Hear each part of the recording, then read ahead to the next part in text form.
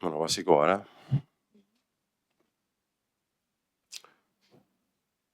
Ohiko osoko bilkura ospatzen dugu 2025ko azaroaren 24an arratsaldeko 7etan hurrengo gai zerrendarekin. Lehenengo puntuan 2025ko irailaren 25ko eta urriaren 18ko aktak onartzea. Akten inguruan, ipamenik, bozkatzera ingo dugu. Akten aldeko bozkak. Bigarren, bai. Bigarren puntuan 2025ko iraileko eta urriko alkatetza dekretuen berri ematea. Dekretuen harira, galderarik edo. Bai, iraileko dekretuetan, eskakintasunetik dinogu, ez dugu, niko arte bentzet ez dut, ez dekat akordu nolako dekreturik ikusiotenik, udalak emoten dau, suposatzen dut, arrisku gitxiko arma lizentzia bat. Enek izan udalak hori jebanik, ez dakit, gauza barriz edan, ero... Bai, gizue hor balindun pistolak eta eskopetak eta goten die, eta horrezit beti da nik udaletzik emoitu. Oin dala 15 bat egun edo udaltzen gu egon zan guarda zibilekaz, eta, izapidetze prozesuan dokumentutxo bat atxikitzea eskatu dozkue, baina berez ondo bideratu izan dugu beti da, eta registrotxo bat eramaten dugu, horrek izaten die, aire komprimituzko horako pistolak eta fusilak, eta gero bestetik hori balinezkoak. Eta gero, urriko 763 eta 765 die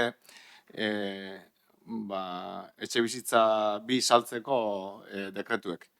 Eta, txartu ulertu espadugu, subasta bidezko salmenta bada, orduen ulertzen dugu, diru gehien dekonak eskuratzeko aukera dekozela bestin aldien, aukera gehiago dekozela.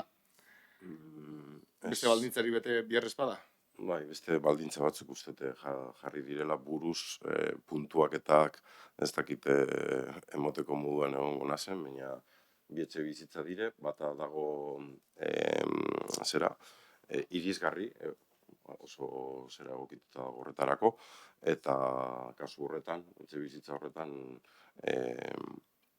ezintasun fisikoa deukonak puntu batzuk ataratzen ditu. Eta gero bestetik bai baloratu da, etxe bizitza ez eukitea azkenengo 2 urtetan. Eta horrezagatik bai puntuak hartzen dituzu. Orduan horrek irizpide zerak behintzat jasotzen dire. Eta, berez horrelatara dire, ez direlako ofizialki etxe bizitza tasatuak, nahizta bere momentuan tasatu lezatara, ofizialki etxe bizitza patrimonialak dire. San Antonioko etxea saldu genuen moduan. Orduen, ze pisu deken gauzak pasetan moduzkuzue aldanien, segurote baldintza horrek edo prezizuek ze baldintza zozemat puntuetan daben? Publikatze dau zerean.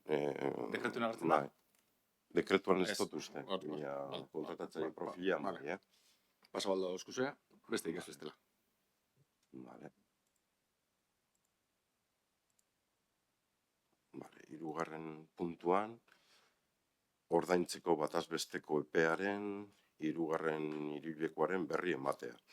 Hor, antolakuntza batzordean komentatu genuen, nahikotxo bajatzen dela, 0,85 egun, gogoraraztea, hoiesek liratekela, 30 egun pasa ostekoak. Hau da, izango litzateke, 30 gehi 0,85, baina 0,85 hori ere oso gitxi da, eta hor batez gertatzen da, ordainketa prozesu guztia, bateratu egiten zalako ia prozedura berdinean, eta hortik aurrera kontutan hartzen zan denbora. Oin denbora hori luzatu ingo da, fiskalizazio txostena dago starteko, eta, pizkatxo bat gehiago igoko da epealdi hori, baina lege barruan eta ondorio gabe.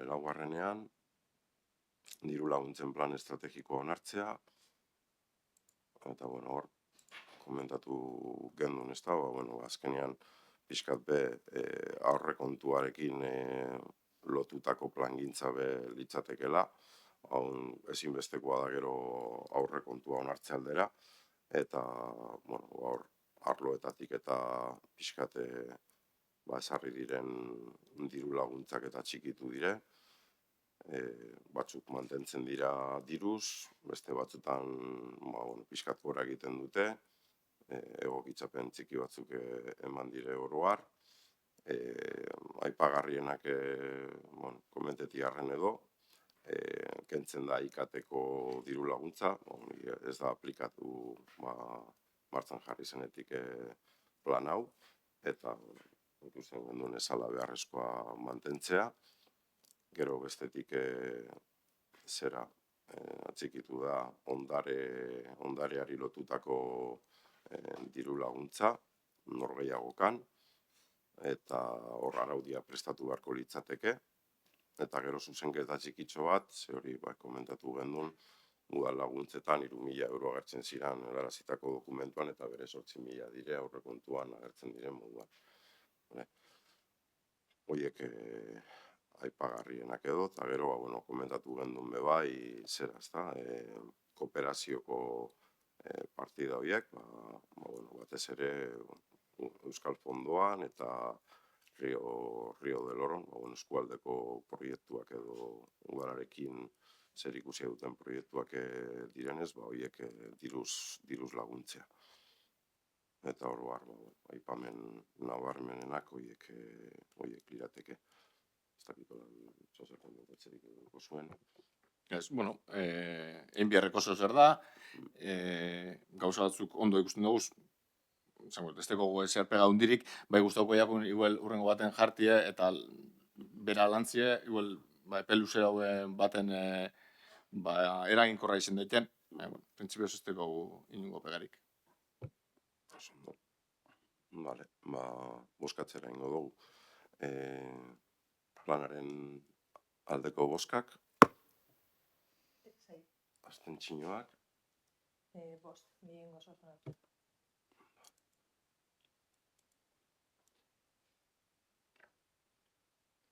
bosgarrenean, berriz eta garairen arteko hirigintza zerbitzuen elkartea eratzeko lankidetzea hitzarmena onartzea.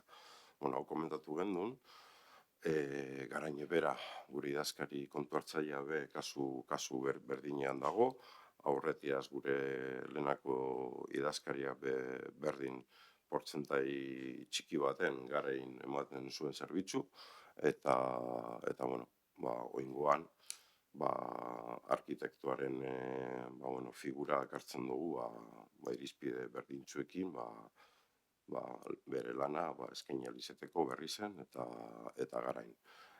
Berez 92,47 eskainiko luke berri zen eta gainontzekoa garain. Gaur egun gure idazkaria berdin, portzentai berdina duko. Eta ikusite gainera funtzionamentu aldetik ere, nahiz talena udal arkitektua kanpo kontratazio bidez geneukan, kasu berdintxua zan, berri zen eta garain eskaintzen zuen zerbitzu, eta azkenean, eraginkortasunagatik, ulertzen dugu, finkatu gehinkela hitzarmen hau, garaik ere, partekatu alizateko, garairekin partekatu alizateko arkitekta berria. Ez dakite, zozer ekatzen duko zuen. Bale, boskatzera ingo dugu. Aldeko boskak, abstentzioak, Bost, gehiengo oso. Seigarrenean, 2026ko ekitaldirako aurrekontu orokorraren hasierako onespena.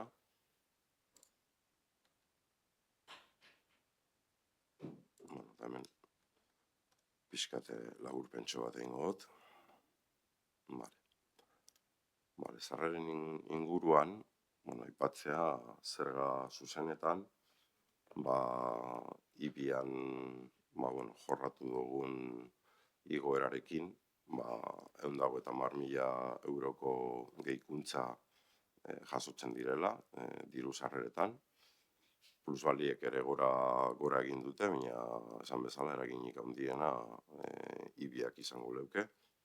Gero, bigarren kapituluan, zeharkako zergetan, hor badakizue, obren eraikuntza eta instalazioen gaineko zergari lotutako zera dela, eta hor aurten, ez gara helduko €150.000 euroko kobrantza horietara, eta hor ikusi da, diru gitxiago, €50.000 euro gitxiago jasotzea.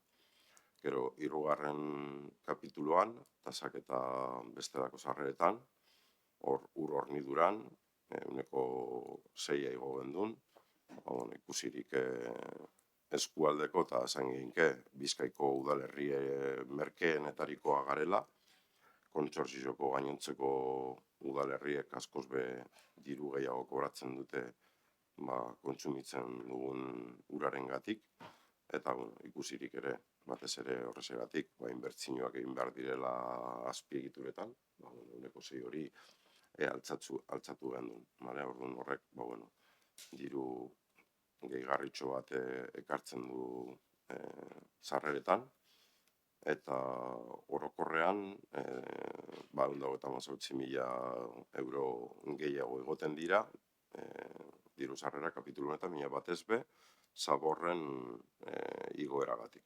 Hori badakigu, Europak derrigortu gaituela, eta ordenantzetan, igoera nabarmen aplikatu behar izan dugula zaborretan.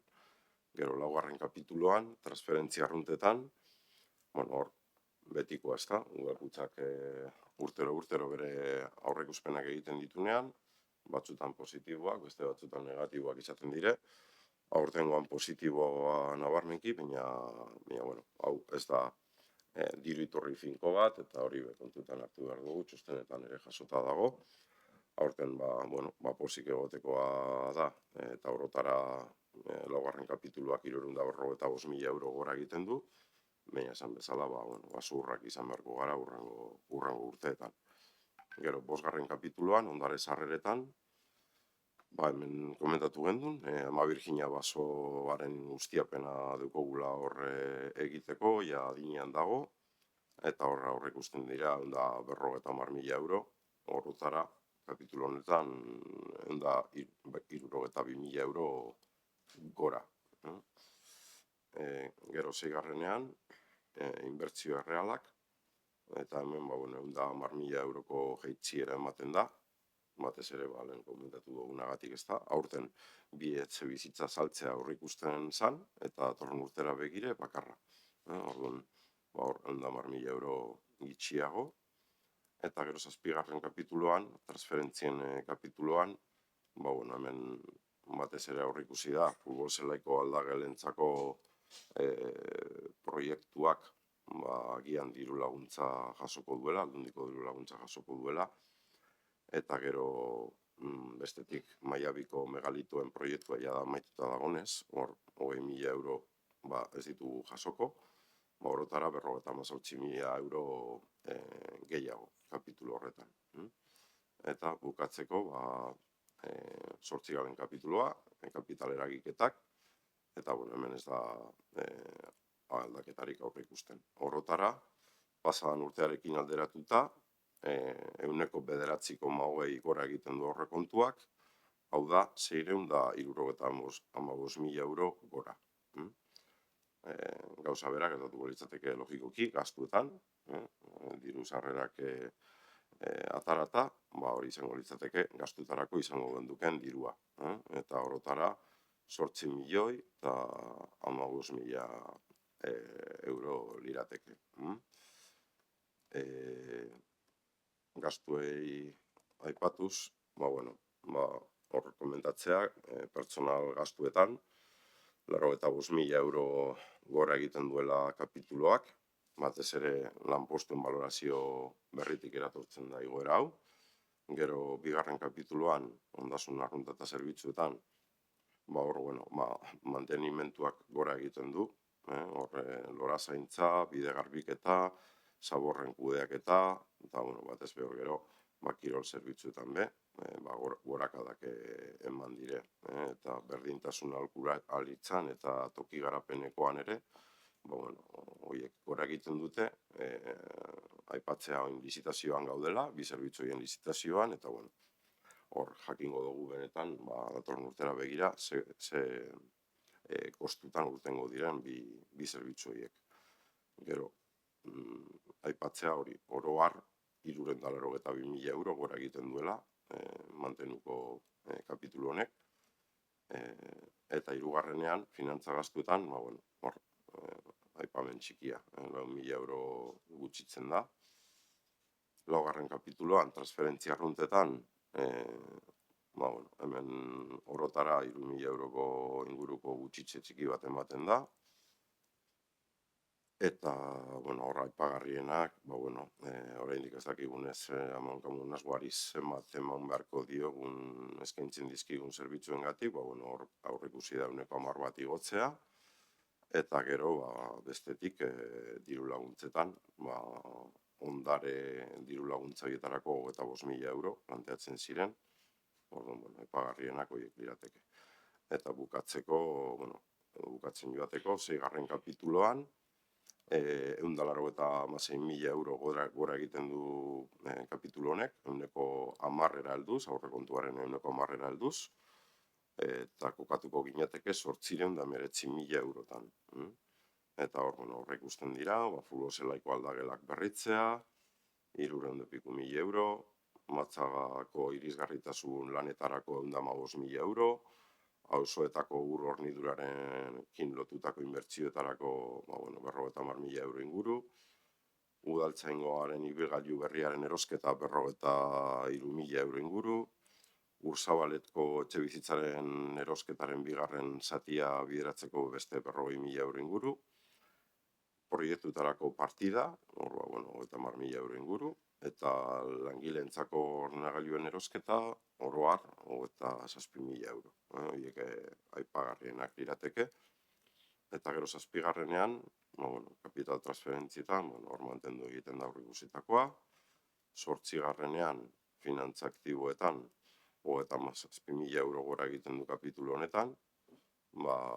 Aipatu dugunagatik ez da, hor baso aprobetxamentuak eta deko guzenien, 124 doa hobekuntza fondora, eta hori gastu lez hartu behar da, orduan, 57.000 euroiek lirateke hobekuntza fondoari lotutakoak. Eta bukatzeko hori, 9. kapituloa, eta hor aurreikusitakoa mantenduko litzateke, orotara esan bezala, 9,20ko igoera aurrekontuan, eta berez diruz 675.000 euro gehiago. Aipatu izan dugu, aurten nabarmenki gora egiten duela aurrekontua, batez be udalkutsagatik, eta gero bestetik, tasak eta zergak egokitzen goazelako, eta aurrengo urtetarako aurreikuspena bere izan beharko litzateke, batez be, txostenetan argi eta garbi azaltzen dalako, diru sarrera aldakorrak ekiditu egin behar doguz, eta finkoek askokatu. Eta finkoak zeintzut dire, zergak eta tasak. Osnatu beharko dugu, 2026an, zertzuk ukitu, edo zeintzuk ukitu, eta pizkat lan hildo hau aldan neurrian mantendu. Eta oro har, aurrekontuari dagokionez, hau aipatzeko. Zer duzu komentatzeko? Bai, esatie guk Bildukok proposamen bat egin dula, ez ziren puntu asko, 4 puntu aldatzie proposatzen gendun. Bat zan politikoen dietak bajatzie, 2, berdintasun teknikazien jornadie 100% haunditzie, 3, etxe bizitza publikoek saltziai iztie, konfunditzen espanaz, 2011an 18-19 geunkezan jabetzan, eta datorren urteko esaldu ezkero, enau seguru 2 edo 3 geldituko garen jabetzan. Esan gure dau, 15 urtien, 16 etxe bizitza saldu hauzela. Claro, gero hausnarketa txiki bat denik, claro, zelan zelan igerriko da, 1.800.000 euroko izune ordaindu dugule. Ez da igerten. Ze, 16 etxebizitza saldu dugu, horrekin sobran egoten dago, izun hori ordaintzeko. Baina, zer gertatzen da, barriro betiko moduen zailtasun gehien dekesenak etxebizitza batera akzesu eukiteko, ondino zailtasun gehiago dekezela, ez? Bai, gaztiek, egoera ekonomiko zaurgarri zen dauzen personak, eta bar. Orduen, hori bakarrik bada arrazoi nikue guretzako aurrekontu honi ez esateko. Eta gainera, ez oso aipatu, baina lanpostu publikoek privatizatziaz jarraitzen dozue. Esan gure dut, garbitzaile bat aurre jubilatzen da, eta lanpostu hori ez da lan publikoaz beteko, baizik eta enpresa baten bitartez. Horraz, nok irabazten dauen eta nok galtzen dauen guk bentzet argi dugu. Horraz, enpresa pribauek irabazten dabe, eta langileen baldintzak eta zerbitzuek kaltetuta urtetan dira. Orduen, argi dau, gure boskie esesko izango dela. Eta, EAJaren posturie badaki guzein dan, kasu honetan, baina guztoko jakon jakitie PSOEren, ero PSEren jarreri zein jan. Etxebizitza publikoa saltzeko prest dauen, ados dauen horrekin, eta lanpostu publikoek pribau bihurtzeaz ados dauen, ero ez, jakitie guztoko jakon.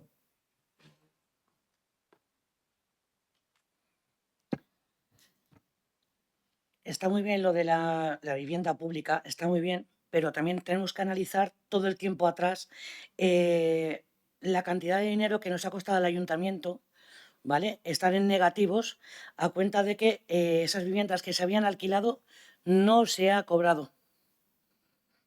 Quiero decir, que esas personas que estaban viviendo en esas viviendas no han pagado ningún alquiler, nada de nada, lo ha estado pagando el ayuntamiento. Quiero decir, sí, y estábamos en unas viviendas públicas. ¿Realmente el ayuntamiento tiene la capacidad de tener pisos en alquiler? Pregunto. Y quiero que, por favor, Josu, me respondas tú, porque por lo visto lo sabes. Luego, el tema del empleo público. Sí estoy a favor del empleo público, pero hay una lista de personal público para que si hoy coge una baja una empleada tenga sustitución a las 2 de la tarde. Pregunto, ¿la hay? Porque realmente ese puesto de trabajo se tiene que cubrir. Si la hay, adelante, empleo público. Pero si no la hay, ese puesto de trabajo no se va a cubrir. ¿Y quién repercute? En los demás compañeros que se van a tener que comer ese puesto de trabajo. Te lo digo porque da casualidad de que... Perdona, me ha pasado. O sea, que con eso te lo digo ya. O sea, si a mí me garantizas que un puesto en un empleo público va a tener una lista de espera pública y a las 2 de la tarde esa persona va a tener sustitución, yo no tengo ningún problema. Porque yo realmente ahora mismo estoy mirando por los que están trabajando ahora mismo.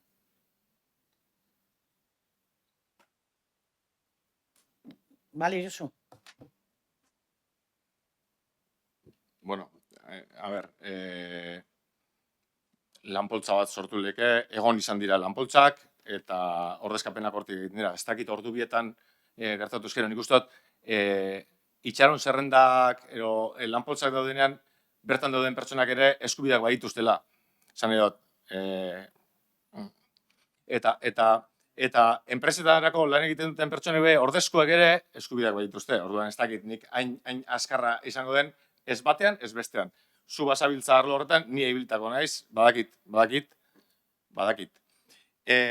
Orduan, lanpoltza bat, lana eskatzen du, gestioa eskatzen du, baina posible da, ze egin izan da, eta beste leku batzuetan egiten da. Orain arte egin izan da, eta beste toki batzuetan ere egiten da. Lan publikoa edo lan pribatua. Lanpostu publiko bat, lanpostu pribatu bat. Ez da besterik. Ez da besterik. Eta etxe bizitzena, izan doguz etxeak alokairuan berrizen, ez da egia ez dutela alokairurik ordaindu, batzuk ordaindu dute, beste batzuk agian ez, batzuk ordaindu dute, eta gezurra bada zuzendu, baina batzuk ordaindu dabe.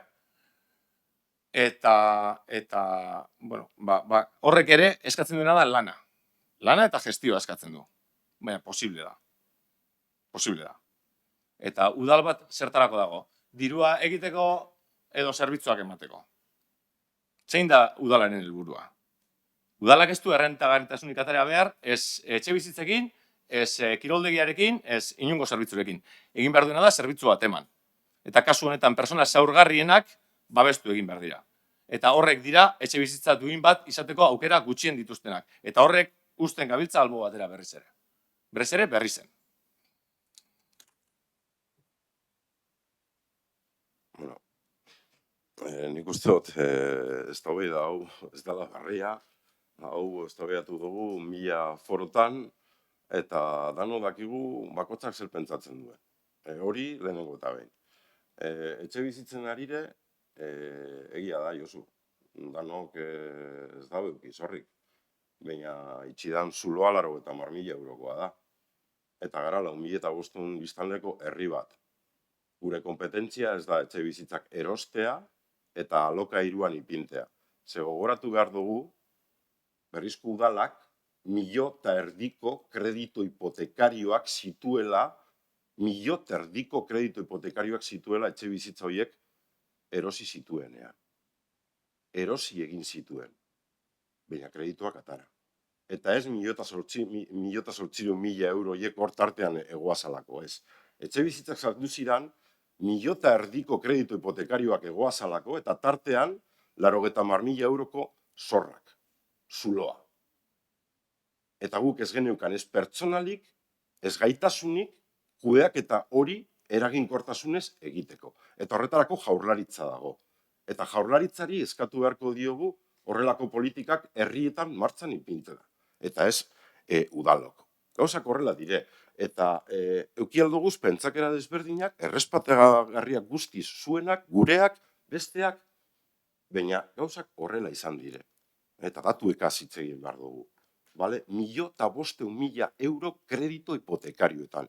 Eta hori etxe bizitza saltzen direnean, oraindik beste 3 kredito hipotekario gelditzen dire. Eta horiek kitatu egin beharko dire. Edo ez, bestelako politikaren bat erabakitzen bada, ez, jarraitu dezagun, kredito hipotekario horiek ordaintzen. Hori beste aukera bada, baina ez guk planteatzen duguna da, oinarten planteatu izan duguna.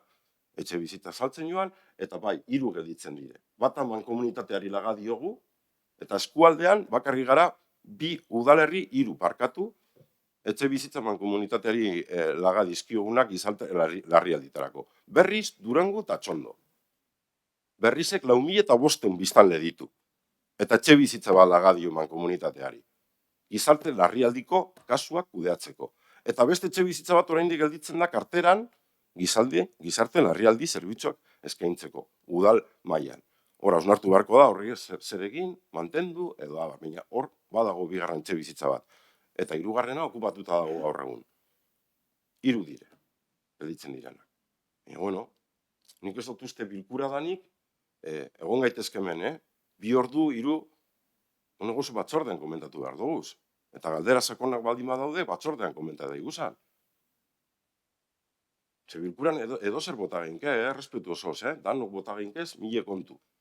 Baina, batxat eta sakonutasunez nahi baduz gu zone gauzok landu, nik uste batzordean komentatu ginkezala, eta barri do epatzen dut, ez dela kontu berri bat, Hau beti gonda gure karteretan, eztabaida gai, eta eztabaida zer moduan. Eta parkatu, hitz egin duzue, da dagoki pizkatzea eztasun batzuk ematea. Etxe bizitzen arira hori, eta ezagutzen duzue gure zera, esan bezala, ez naz mila bider errepikatuko. Berdintasunaren lanpostuaren aipatu duzu, komentatu izan dugu, gu ados gaudela. Aurtengo 2026ko aurrekontutan ez dugu jaso, baina esan dugu hausnarketak egin dugu udal enpleguari buruzko eta postoi buruzko hausnarketa bat, valorazioa hortik eratorri da, ez gara perfektuak, ziurrenik akatzak egingo genituen, baina onartu da, sindikatu neritzi eman diote azken boladan plangintzari, aurrekoan aurkeztu genduen zera, giza baliabideen plangintzari okei eman zioten, eta gauzak badoaz. Tartean, garbitasun eta kiroldegiko begiraleen gaiak jorratuko direla kanpo enpresa baten bitartez, hori hitz egin dugu, eta egia da. Egia da, kiroldegian, eta ez da ohikoa, kiroldegia bi motako gestioan ibili izana, oin artean, eta horrela gabiltza. Batzuk dira langile publikoak, eta beste batzuk ez, eta hori hasieratik izan da. Eta portzentaiak aztertzen badoguz, portzentaietan, kanpo enpresa bitartez lan egiten dutenek, goleadagatik irabazten dute. Eta ez da funtzionagarria, eta batez bepatu dugunagatik, Carmenek aipatu dau. Kiroldegia zabaldu behar da, dagokion orduan. Eta lanpoltza batekin, eta funtzionatu zuen lanpoltza batek, bere momentuan, hori esan bideragarria, inundik inora. Inundik inora. Eta horrezegatik aukeratu zen zerbitzua horrela jorratzea. Eta horrela ikusten dugu, eta gainera gero, kasu honetan, kiroldegikoaren kasuan, hor lanpostuak amortizatzen dira, baina sortzen dire postu berriak. Garbitasunekuetan, egia da ezetz, baina oroak udal plangintzan lanpostu berriak sortzen dira. Uste dugu, lanpostu beharrezkoak guztiz udal honetarako. Aipatu dugu, toki garapeneko teknikaria berria gaur egun zerbitzu bidez daukaguna. Udaltzaingoan 3. Postu bat, eta ez naz luzatuko, baina guztiok ezagutzen dugu plangintzan nondik nora dijoan. Argi dago, ideia desberdinak ditugula, pentsakera desberdinak, eta guztiz hau zeiozu, errespetagarriak dire, eta baina, ez dakit merezi daben gehiago luzatzi. Apunte txiki batzuk. Esan duzu, eztabaida leku ez dela, nik uste badala, eta nik uste eztabaidiek falteten dauela. Eta eztabaidea ez dela gauza txar moduen ikusi behar, alrebez, baino. Etxe bizitzena, ez dakit, 19 ukitie biabli esan edo ez dakit 10 zanko purue, 12, 8, ez dakit, zein zanko purue, baina eztabaidea falta da, horren inguruen bebai. Eta esan duzu, berrizek itxi gotzalamo komunidadi etxe bat, eta atxondoko bai, eta eredugarri gara, eta eredugarri ginen, momentu baten izen ginen, nik uste dut Bizkai guztireko, eta igual Euskal Herri guztireko eredu ginela. Esan duzu, 1.500.000 hipotekak enkezela, erizela, baina nik goguen dekatu bai, 2011an, remanentiek, 4.000.000 gora akuek izeten ziela. Orduan esan gero, egon zan, hor, arazu esan, berriz zuza tarteko bela, ezin zela hipotekak ordaindu, eta hor bauen joku bat, arazo batzuk dugu esan, eta juridikoak seguramente, eta ez zen diru kontu, Diru kontua baino tema juridiko esan tarteko, eta ezin ziren ordaindu, ezin zalako udalan diruet, jabetzaren ez zaudelako udala enpresi baino, eta hor, zorrak 80.000 bai, izango ziren zorrak 80.000 batzuk, seguramente lehen hau moztu bizien. Eta on ginen urtietan, reklamazio formalikin bari gentiai, eta ez zen ordaintzen. Zen hori beholan da. 80.000 horrek ez die danak gentien erru bakarrik. Udalak bebadeko bere erantzunkizunen zati bat, ez dauz reklamazioak, Orduen, eta hori pintxe aitzaki moduen, danak saltzeko, nik uste dut, gauza batek txartu urtetan badau, dana hankasgora pinibidu, dana bota, ba ez, behuel pentsa emiko da. Beste formula batzuk. Bueno, argi dago, ez teko gule etxe bizitza politiketan, ez teko gule antzekotasuna handirik, hori argi dago. Eta, bueno, langileen ordezkapenen inguruen, zorionez ero zoritxarrez ni bebiliten nago arlo horretan, eta etxeko bat, bueno, egunero dabil olako gauzak erueten, eta ordezkapenak gestionetan, eta deizek egiten, eta ez dauenien inor bera gelditzen da, harreran ero, bueno, badakit zelan doien asuntue, eta egize da, baina enpresakin gertatzen da, ez da torrela genti eta bar. Eta normalien langile publiko da zenien, eta lanpoltzarik ez da baina iratzetik, egiten dena da, enpresa bat kontratau, ordezkapen horrek egiteko. Ez teko zetan plantilla guztizek enpresa baten menpe egon. Zelik ez langile publikoek, eta bat gaixotzen da nien, enpresatik ekarri ordezko hori behinik. Monitoriekin egiten da moruen, edo hori egin leke, badauz formulak. Badauz. Ze egin izen da, eta egiten da. Badakigu, egiten dala. Orduen, bueno, horretan be, ez gauzadoz, guri arraro egiteiako, askotan, soeren jarrerie, ero peseren jarrerie, ze, lehenko baten esan otzan, Madrilen esaten duguna, Ayuso etxe bizitza publikue, holako enpresa zer izaltzen da bilela, eta hemen behan zerako zereten, gabiz, etxe bizitza publikue esaltzen, gabiz. Eta enplegu publikue privatizatzen, gabiz. Eta ez da, bakutxe beren neurrizen gu eskara Madri argi dau, 4.500 persona inguruko herri bagara, baina bardin egiten, gabiz. Eredu politikue bardin da. Bai, eta Carmen, babes hori moten, zabiz. Eredu ekonomikoa ez beste gauza batzutan argi dago ezetz. Eredu ekonomikoa bardin da. Bai da. Esan bezala, ez gara luzetuko. Ez tabaiatu dugu, Josu hori nik uste dut konsiente garela danok. Etxe bizitzen inguruan euki dugu eztabaida sakonak, berri zuza bizi irauzuen tartean, askotxo, nahikotxo, sakon, eta datuak horregoa zen. Eta eztabaidak egon izan dire, hemen ez dago eztabaida falta, ez argitze falta. Datuak horregon izan dire, eta komentatu izan dugu, baina, bueno. Bale,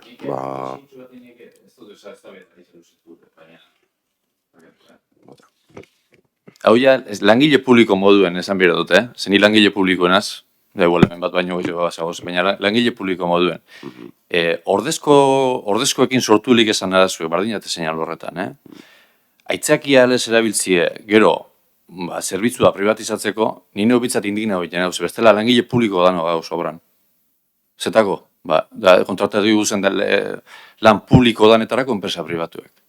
Diskurso hori horrela mantentzen badugu. Baldin, eta ni alor horretan pixkat, nahi esan ez, bateko eta besteko entzun doalako, eta hau ez udaletik kanpo aterako doalako, zer azken baten hori, irakasle dano sobran gauz. Privatizatu dugun hizkuntza eta era horretan, ez dagoen arazorik irakasleen ordezkoak bilatzeko, esate baterako.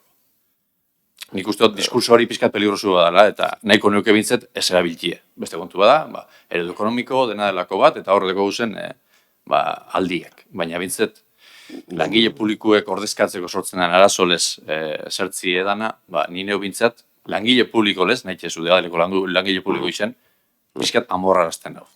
Ito, bota bina bat, sentitzen dut. Baina irakurketa hori bai izan daiteke pixkat partziala, ze egia da nik aipatu dudana, Josuk aipatu dau bideragarria dala.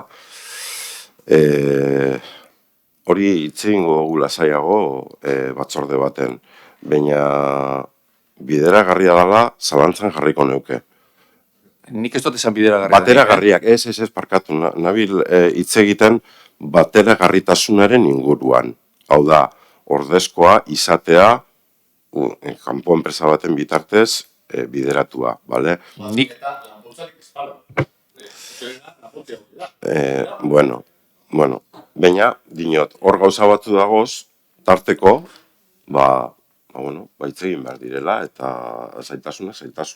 Nahi dut esan, enaz sartu udalaen kudeaketan edo publiko-pribatu horretan bezik, eta beti erabiltzie argudio bat esan ez, lanpostu publikoak ordezkatzeko arazo dekauz, beraz, privatizatu egingo dugu, ez? Horrek, hori zabalgenike politika hori, hezkuntzara, medikuntzara, guzan ospitale publiketako lanpostu privatizatzen eta mediku dana pribatu izan daitezela, ez?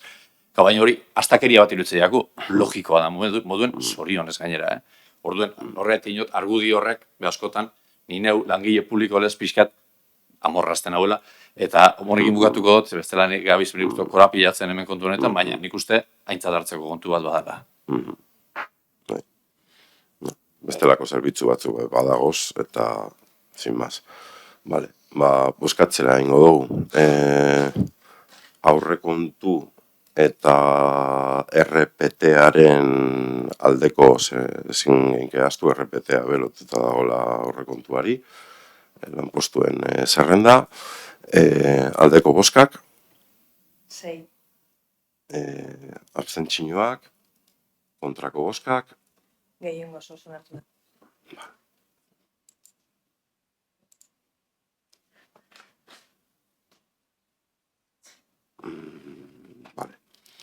Zazpigarrenean, apoaren aurrerapenean aurkeztutako iradokizunak baiestea edo ezestea eta irizpide eta helburu orokorrak finkatzea. Vale. Bueno, ikusten dut bi interesdun zaudetela.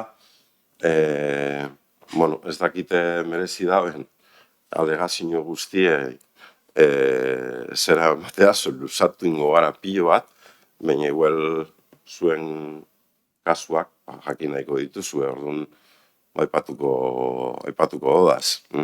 Banan, ezta? Vale.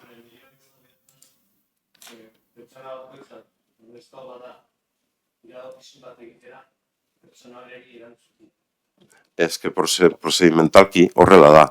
Ekartzen da bilkurara, onartzen da alegazioa, baietz edo ezetz, eta erantzuna bidatzen zaizu. Hori da prozedura legala. Ez zaizu erantzuten aurretiaz, ze bilkurati pasatu behar da. Gaurko eguna da horretarako. Hori da. Nik alegaziorik eta zerrezketan bakarrik izen da, bai bilatu dugu idatzi bat, gure iritzi zen... Bai, hori da. Eta ez dugu hartu idatzinik eta jakitik gure nabat, zer eta alegaziorik eta... Ekarpena. Ekarpeni, da hori... Berez... Zela, ditu ginen oso desesionatute aukera honekin, aukerakin, eta horren... Ginen baren porramentzetan gauzari zen, da dugu... Bai, berez, oin aipatu duena, alegazio berba ez dago egoki erabilita, beraz, ekarpena dire, zuen ekarpenak, eta ekarpen horiei procedimentalki erantzuna gaurko gunean ematen da. Oinartino, egon gara aztertzen, ze izan dire hainbat ekarpen, ez zuena bakarrik, beste herritar batzuk egin dituzte, eta horiek erantzun behar ziran.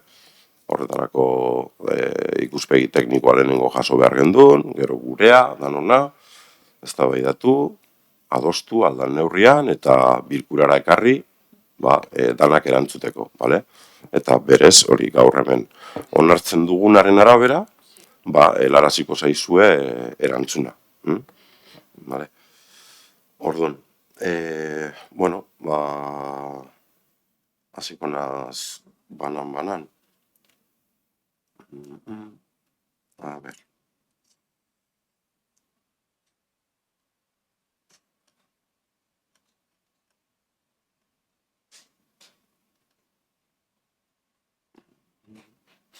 Vale, izenak aipatuko dodaz, bai, ezta? Ez que bestela ez dute jakin. Vale, jungo naz banan, bale? Ugarte Urriz Januaren iradokizuna ezetzi behar da, jotzen delako bere partzela espazio libreen sistema orokorrean dagoela eta beraz eskuratu egingo da. Bigarrenean, Milagros Lasuen eta Maia Nerea Urzainki Beristain Andreen iradokizunak ezetzi behar dira, ez direlako irizpide den faseko kontua, hala ere, hurrengo fasetan aztertuko dira inguruaren garapen eta hazkunde posibleak. Hirugarrenean, Garikoitz Ugarte Lerma jaunaren eta Maria Arantzazu Lejarreta Izundegi anderearen iradokizuna, zati batean onetsi behar da, sistema orokorraren espazio libreen mugaketa berriz aztertzeari dagokionez. Arginzoniz jaunaren iradokizuna ezetzi behar da, ez delako egokitzat jotzen bizitegi garapen berrietarako. Andrinua jaunaren iradokizuna ezetzi behar da, ez delako egokitzat jotzen eraikuntzetako garapen berrietarako bizitegia industria. Maria Nieves Iturriagoitia Etxeita Anderearen eta Josue Arzauen Iturriagoitia jaunaren iradokizuna onetsi behar da. Azpitate jaunaren iradokizuna onetsi behar da eta aipatutako hausnarketak jasotzen saiatu. Gaztelorrutia jaunaren iradokizuna zati batean onetsi behar da eta hurrengo fasetan unitatea antolatu premia publikoei dauden eraikinen baloreari eta barri jarraikiz. Eta bukatzeko, EH Bildu udal taldearen iradokizuna zati batean onetsi behar da, espedientea aztertu ondoren eta lurralde batzordeak aldeko irizpena eman ondoren, hauek lirateke zerak, proposamen guztiak, bale? Barkatu, ez dira guztiak. Hor agertzen dira txostenetik kanpo geratu dizen iradokizunak. Hori da, bai da, Eta gero besteak jarraitzen dago. zatozelako bat txostenarekin, bai? Hori da.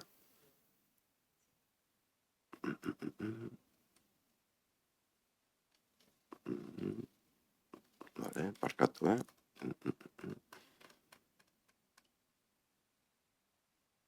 Vale, gero hor egiten da zerrendaketa, zeintzuk ezeztatzen diren, oroar, eta zeintzuk onartzen diren edo onartzen diren partzialki. Vale. Bueno, nik uste aipatu ditu dela danak 14 uste dago zala, zuera zerratzen.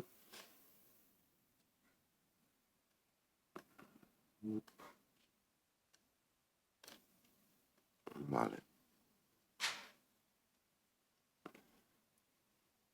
Vale, gero dagoz Francisco Javier Landaluze Etxebarria, onartzea, Leire Aldazabal Jarreta, onartzea, Garikoitz Ugarte Lerma hori aipatu dut, eta Arantzazu Lejarreta, hori da onartzea partzialki, Jesus Josu Azpitarte Andrinua onartzea, Pedro Juan Gaztelurrutia baitua eta Maria Felisa Gaztelurrutia baitua onartzea partzialki, Jose Maria Gernabarrena Suaso onartzea, Maria Nieves Iturriagoitia Etxeita eta Josu Arzauen Iturriagoitia onartzea,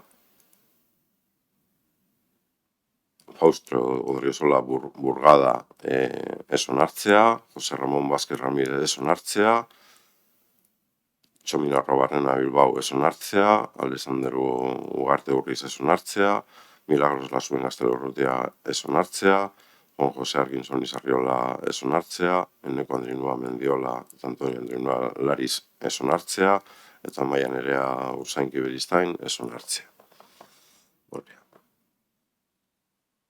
Hori da laburpena, bale?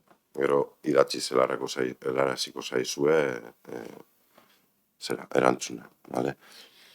Eta bestetik, gelditzen da EH Bildu eta EAJaren arteko alegazioak elkartuta, danak batera, adostea, eta jasotzen dire guztiak.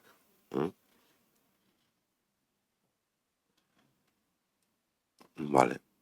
Honekin batera, irizpide objektiboak ere atxikitu dire, horiek aztertu genitu bere momentuan, orduan, ez naz lusatuko,